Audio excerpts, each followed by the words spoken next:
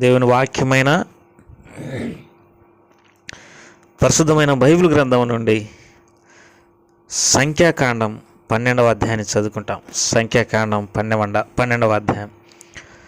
మోషే కూసు దేశస్థ స్త్రీని పెళ్లి చేసుకుని ఉండేను గనక అతడు పెళ్లి చేసుకుని ఆ స్త్రీని బట్టి మిరియాము అహరోనులు అతనికి విరోధంగా మాట్లాడిరి. వారు మోషే చేత మాత్రమే యెహోవా పలికించిన ఆయన మా చేతను పలికింపలేదా అని చెప్పుకొనగా యెహోవా ఆ మాట వినెను. మోషే భూమి మీదనున్న వారందరిలో మిక్కిలి సాత్వికుడు. యెహోవా మీరు ముగ్గురు ప్రత్యక్షపు గుడారమునకు రండని హఠాత్తుగా మోషే అహరోను మిరియాములకు ఆజ్ఞాపించెను. ఆ ముగ్గురు రాగా యెహోవా మేఘస్తంభంలో దిగి ప్రత్యక్షపు గుడారం యొక్క ద్వారం వద్ద నిలిచి అహరోను మిరియాములను పిలిపించెను. వారిద్దరూ రాగా ఆయన నా మాటలు వినుడి, మీలో ప్రవక్త ఉండిన ఎడల యెహోవానగు నేను దర్శనమిచ్చి అతడు నన్ను తెలుసుకున్నట్లు కలలో అతనితో మాట్లాడుదును. నా సేవకుడైన మోషే అట్టివాడు కాడు, అతడు నా ఇల్లంతటిలో నమ్మకమైన వాడు. నేను గూఢభావములతో కాదు, దర్శనమిచ్చి ముఖాముఖిగా అతనితో మాట్లాడుదును. అతడు యెహోవా స్వరూపమును నిదానించి చూసును. కాబట్టి నా సేవకుడైన మోషేకి విరోధంగా మాట్లాడుటకు మీరెలా భయపడలేదా? నేను యెహోవా కోపం వారి మీద రగులు కొనగా ఆయన వెళ్ళిపోయాను. మేఘమును ఆ ప్రత్యక్షపు గుడారం మీద నుండి ఎత్తబడెను. అప్పుడు మిరియాము హిమం వంటి తెల్లని కుష్టు గలదాయను. అహరోను మిరియాం వైపు చూసినప్పుడు ఆమె కుష్టు గలదిగా కనబడెను. అహరోను, అయ్యో నా ప్రభువా, మేము అవివేకులం, పాపులమైన మేము చేసిన ఈ పాపమును మా మీద మోపవద్దు. తన తల్లి గర్భంలో నుండి పుట్టినప్పటికే సగమాంసము క్షీణించిన శిశు శవం వలె ఆమెను ఉండనీయకమని మోషేతో చెప్పగా మోషే ఎలుగెత్తి, దేవా దయచేసి ఈమెను బాగు చేయమని యెహోవాకు మొరపెట్టాను. అప్పుడు యెహోవా మోషేతో, ఆమె తండ్రి ఆమె ముఖం మీద ఉమ్మి వేసిన ఎడల ఆమె 7 దినములు సిగ్గుపడును గదా. ఆమె పాలం వెలుపట 7 దినములు ప్రత్యేకంగా ఉండవలెను, తర్వాత ఆమెను చేర్చుకునవలెను. కాబట్టి మిరియాము 7 దినములు పాలెం వెలుపట గడిపెను.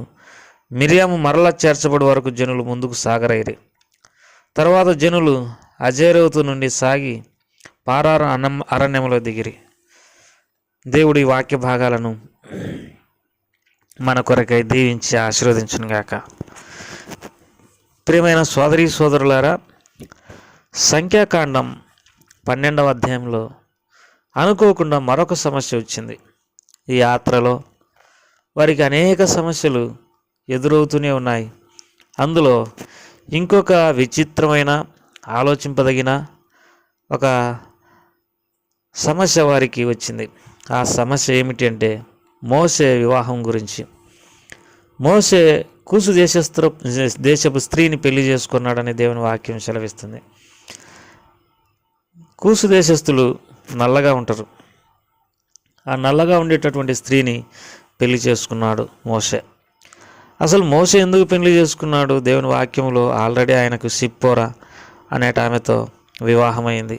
ఆమె చనిపోయినట్టు ఎక్కడ మరి దేవుని వాక్యంలో మనం చూడం.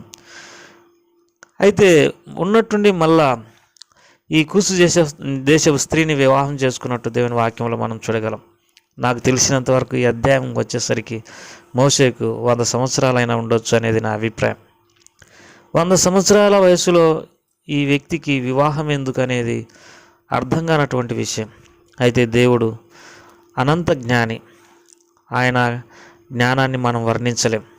దీనికి గల కారణం ఏంటంటే అప్పటికే ఇజ్రాయేలీలు మరి తాము భూమి మీద ఎంతో శ్రేష్టమైన వారమని, ఎంతో జ్ఞానం గలవారమని, అందరికంటే గొప్పవారమని భావించే స్థితిలో ఉన్నారు.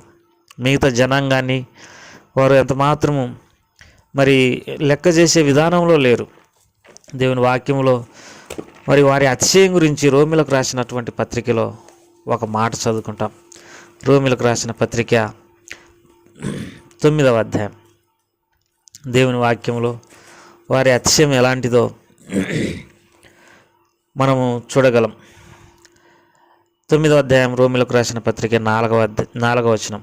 వీరు ఇజ్రాయేలీలు ఇజ్రాయేలీలు అంటే దేవునితో పోరాడి గెలిచినటువంటి వారు, ఆశీర్వాదముల కొరకై దేవునితో పోరాడి గెలిచినటువంటి వారు. దత్తపుత్రత్వమును, మహిమయు, నిబంధనలను, ధర్మశాస్త్ర ప్రధానమును, అర్చనాచారాదులను, వాగ్దానములు వీరి. దేవునికి వారు దత్తపుత్రులు ఇజ్రాయేలీలు. అయ్యో, ఎంత శ్రేష్టమైనటువంటి ఆధిక్యత కలిగి ఉన్నారు. మహిమ వారిదే, నిబంధనలు వారే, ధర్మశాస్త్ర ప్రధానం వారికి అనుగ్రహించబడింది, అర్చనాచారాదులు, వాగ్దానములు అన్నీ కూడా వారే. కాబట్టి వీరు మిగతా జనాంగాన్ని ఎంతో చులకనగా చూసేటటువంటి పరిస్థితిలో ఉన్నారు. ఈ కూసు దేశస్తులు ఎంతో నల్లగా ఉంటారు, దేవుని చేత శపించబడినటువంటి వారా అన్నట్టుగా ఉంటారు. అయితే దేవుడు మరి ఆ జనాంగాలను ప్రేమిస్తుండడానికి రుజువుగా ఇక్కడ ఒక సంగతిని జరిగించినాడు. ఏమిటనంటే, మరి మోషే కూసు దేశస్తురాలని పెళ్లి చేసుకున్న కారణాన్ని బట్టి మిరియాము, అహరోను మరి మోషే మీద సనిగినారు, మోషేకి విరోధంగా మాట్లాడినారు. దేవుని వాక్యంలో మోషే గురించి రాయబడింది, మోషే భూమి మీద ఉన్నటువంటి మనుషులందరిలో సాత్వికుడు, ఎంతో వినయ మనస్సు కలిగినటువంటి వాడు. మోషేకు విరోధంగా మాట్లాడడం దేవుడు చూసి మరి ఆయన ఎంతో బాధపడినాడు. వెంటనే మిరియామును, అహరోను ప్రత్యక్ష గుడారం దగ్గరికి రమ్మని చెప్పినాడు. వారు ప్రత్యక్ష గుడారము దగ్గరికి వచ్చినప్పుడు దేవుడు అంటాడు, నా మాట వినుడి, మీలో ప్రవక్త అయిన ఎడల యెహోవానకు నేను దర్శనమిచ్చి అతను నన్ను తెలుసుకున్నట్లు కలలో అతనితో మాట్లాడుదును. దేవుడు ఏమంటాడంటే, మీలో ప్రవక్త ఉంటే కలలో మాట్లాడతా, దర్శనమిచ్చి మాట్లాడతా. అయితే మోషేతో నేను గూఢభావంతో కాదు, దర్శనమిచ్చి ముఖాముఖిగా అతనితో మాట్లాడుదును అని అంటాడు. గూఢభావంతో నేను మాట్లాడను, మరి కలలో మాట్లాడను, దర్శనమిచ్చి అతనితో ముఖాముఖిగా మాట్లాడతాను. అంటే అర్థమైందంటే, మోషే కూసు చేసేస్తురాలని చేసుకోవడం నాకు తెలుసు, ఇందులో నా ఉద్దేశం ఉంది అని అన్నాడు. ప్రియమైనటువంటి వాళ్ళారా, ఎందుకు ఈ వయసులో మరి మోషేకు దేవుడు పెళ్లి చేసినాడని అంటే, ఈ కూసు దేశస్తురాలైనటువంటి ఆ స్త్రీని పెళ్లి చేయడం ద్వారా ఇజ్రాయేలీలు మిగతా జనాంగంతో పాటు వారు ఐక్యపరచబడాలి, వారు కూడా తారతమ్యాన్ని, భేదాలను పాటించకూడదు అనేది దేవుని యొక్క ఉద్దేశం. ప్రియమైనటువంటి వారలారా, మనం రక్షించబడినప్పటికీ, ఆయన రక్తంతో కడగబడినప్పటికీ, కులాలు, జాతులు, ప్రాంతాలు, మతాలు వీటిని బట్టి మనం వేరైపోయి మరి ఐక్యత లేకపోతే క్రీస్తు యొక్క మరి సౌందర్యాన్ని ఇతరులకు ప్రదర్శించలేనటువంటి వారంగా ఉన్నాము. జాతులను బట్టి ప్రేమించేటటువంటి వారు, కులాలను బట్టి ప్రేమించేటటువంటి వారు, బంధుత్వాలను బట్టి ప్రేమించేటటువంటి వారు, మరి ఆయా ప్రాంతాలను బట్టి ప్రేమించేటటువంటి వారు. అది కాదు దేవుడు కోరుకున్నది. ఆయా జనాంగాలలో భక్తి గల ప్రజలను దేవుడు తన కోసం ఏర్పరచుకున్నాడని అపోస్తల కార్యము 10వ అధ్యాయంలో రాయబడింది. వారు ఎటువంటి వారైనా, ఏ దేశస్తులైనా, నల్లగా ఉన్నా, తెల్లగా ఉన్నా, లేకపోతే ఎంత పాపైనా ప్రభువారు మనుషులందరినీ ప్రేమించినాడు. కాబట్టి ఇజ్రాయేలీలు మాత్రమే మరి దేవుని గురించి అతిశయపడడానికి వీలు లేదు. ఆయన భక్తిగల ప్రజలను ఏ జనాంగంలో ఉన్నా తన కొరకు ఏర్పరచుకుండానికి గుర్తుగా మరి మోషేకు కూసు దేశస్తురాలని పెళ్లి చేసినాడు. ప్రియమైన సోదరి సోదరుడా, మరి మానవులమైనటువంటి మనము మరి కులాలను బట్టి మనము విడిపోవడము, లేకపోతే కులాలను బట్టి మనము ఇతరులను ప్రేమించడము, కులాలను బట్టి పెళ్ళిళ్ళు చేసుకోవడము, ఇది క్రీస్తు యొక్క నియమాన్ని సంపూర్తి చేసేవిగా లేవు. ఈ యొక్క స్వ అభిప్రాయము, ఈ ప్రేమలు ప్రభువుని ఎంత మాత్రం సంతోషపెట్టలేవు. నల్లని లేదు, తెల్లని లేదు, అందరము సమానమే. మనమందరము క్రీస్తు యొక్క శరీరం. దాని పరిపూర్ణతను నింపుచున్నవా అని మరి యేసుక్రీస్తు ప్రభువారి యొక్క మరి శిరసత్వం కింద మనం అందరం ఉన్నాం కనుక అనేక భేదాలను మనం విడిచిపెట్టి ప్రభువును యథార్థంగా ప్రేమించాల్సినటువంటి వారమై ఉంటున్నాం. ఇక్కడ మరి ఈ మిరియాము ఎక్కువగా మాట్లాడినట్టుగా మనకు అర్థమవుతుంది. ఈ స్త్రీలు కొన్నిసార్లు తమకు తెలియని విషయాలలో ఎంతో తొందరపడి మాట్లాడి అనేక రీతులుగా ఒక సంగతిని వ్యాపింపజేసేటటువంటి వారుగా ఉందరు. మోషే అహరోను మిరియాము మోషేకు వ్యతిరేకంగా మాట్లాడినారు. మిరియాము అక్క, అహరోను అన్న. మరి వారన్న మాట ఏంటిదంటే, మోసే ద్వారానే మాట్లాడినాడా, మా ద్వారా మాట్లాడలేదా? అంటే వయసులో చిన్నవాడైనప్పటికీ దేవుడు ఏర్పరచుకున్నాడు. దేవుని ఏర్పాటును బట్టి మనం ఇతరులను గౌరవించాలి. ఒకవేళ చిన్నవారే ఉండొచ్చు, వారిని మనము గౌరవించాలి. ఇది మన విధి. ఇప్పుడు మిరియాం ఎక్కువగా మాట్లాడిన కారణాన్ని బట్టి దేవుడు ఆమె కుష్ఠరోగం తీసుకుని వచ్చినాడు. దేవుని ప్రజలను, దైవ సేవకులను మనం నోటికి వచ్చినట్టు మాట్లాడడం ద్వారా మన కుటుంబాలలో రోగాలు, సమస్యలు, మరి దీర్ఘకాలిక వ్యాధులు, నష్టాలు వాటిల్లేవిగా ఉన్నాయి. దేవుడు అంటాడు కదా, నా సేవకుడైన మోసేకు విరోధంగా మాట్లాడుటకు మీరేలా వెనకాడలేదు. ప్రియమైనటువంటి వారలారా, మోసే త్యాగం బైబిల్ ఎంత గొప్పది. ఐగుప్తు ధనాన్ని వదులుకున్నాడు. ఫరో కుమార్తె యొక్క కుమారుడని అనిపించుకోవటానికి ఇష్టపడలేదు. తర్వాత దేవుని ప్రజలతో అనుభవించడమే గొప్ప భాగ్యమని ఎంచుకొని కష్టాల పాలైనాడు. అటువంటి దైవ సేవకుని, సాత్వికుడైనటువంటి దేవుని సేవకుని, దేవుని మరి ఎరిగినటువంటి ముఖాముఖిగా ఎరిగినటువంటి దైవ సేవకుని వీరు ఆయనకు విరోధంగా మాట్లాడడం ఎంత మాత్రము వెనకాడలేదు. నేటి దినాలలో సేవకులను విపరీతంగా మాట్లాడేటటువంటి వారు, నోటికొచ్చినట్టు మాట్లాడేటటువంటి వారు, ఎంత మాత్రము గౌరవించక అవమానపరిచేటటువంటి వారి సంఖ్య రోజు రోజుకి దినాలలో పెరుగుతున్నదన్న సంగతి వాస్తవం.